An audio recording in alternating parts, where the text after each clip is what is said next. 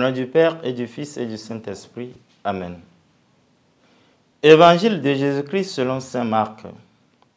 En ce temps-là, un scribe s'avança vers Jésus pour lui demander quel est le premier de tous les commandements.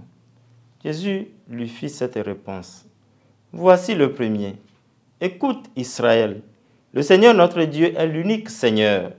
Tu aimeras le Seigneur ton Dieu de tout ton cœur, de toute ton âme, de tout ton esprit et de toute ta force. Et voici le second. Tu aimeras ton prochain comme toi-même. Il n'y a pas de commandement plus grand que cela. Le scribe reprit. Fort bien, maître, tu as dit vrai. Dieu est l'unique. Il n'y en a pas d'autre que lui.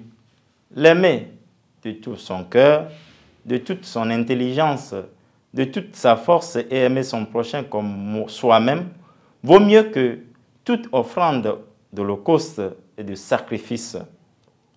Jésus, voyant qu'il avait fait une remarque judicieuse, lui dit, tu n'es pas loin du royaume de Dieu.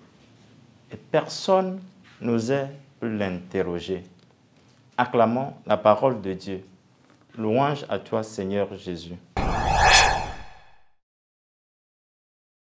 Seigneur, envoie ton esprit qui renouvelle la face de la terre. 31e dimanche du temps ordinaire, année B.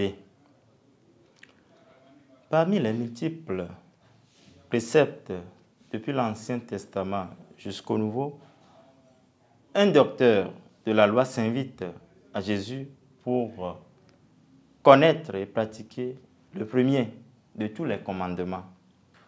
Jésus lui répond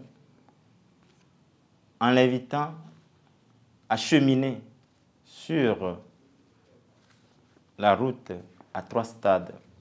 Premièrement, il lui rappelle que son cœur doit être attaché à Dieu. Écoute Israël, ton Dieu est unique. C'est donc à l'adoration, à la confiance et à la primauté de Dieu qu'il est question dans ce passage. Ensuite, Jésus invite son interlocuteur, et nous aujourd'hui, à l'amour de Dieu. Aimer le Seigneur de tout son cœur, de toute son âme, de tout son esprit et de toute sa force. Et cela s'accompagne immédiatement à l'amour du prochain, comme soi-même.